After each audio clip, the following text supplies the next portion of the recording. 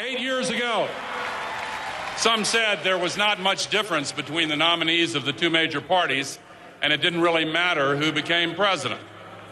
Our nation was enjoying peace and prosperity, and some assumed we would continue with both no matter the outcome.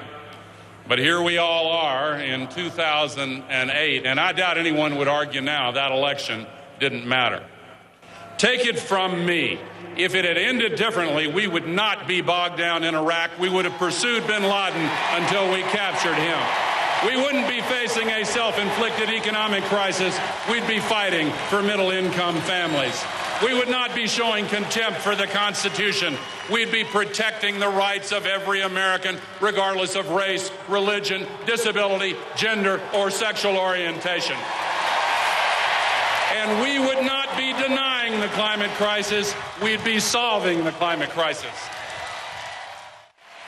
With John McCain's support, President Bush and Vice President Cheney have led our nation into one calamity after another because of their indifference to facts, their readiness to sacrifice the long term to the short term, subordinate the general good to the benefit of the few, and short-circuit the rule of law.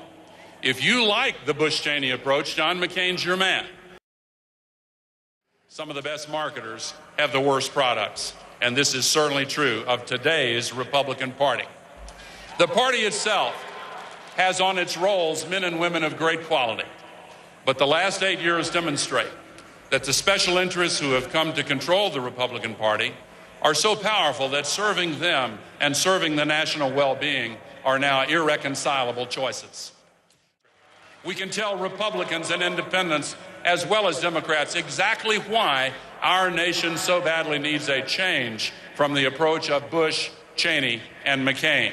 After they wrecked our economy, it's time for a change.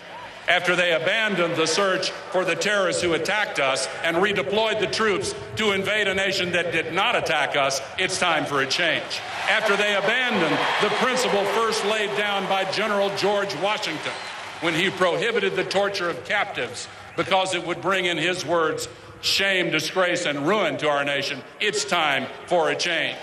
When as many as 3 Supreme Court justices could be appointed in the first term of the next president, and John McCain promises to appoint more Scalias and Thomases and end a woman's right to choose, it is time for a change. You are responding in unprecedented numbers to Barack Obama's message of change and hope. You recognize that he represents a clean break from the politics of partisanship and bitter division. You understand that the politics of the past are exhausted, and you're tired. We're all tired of appeals based on fear.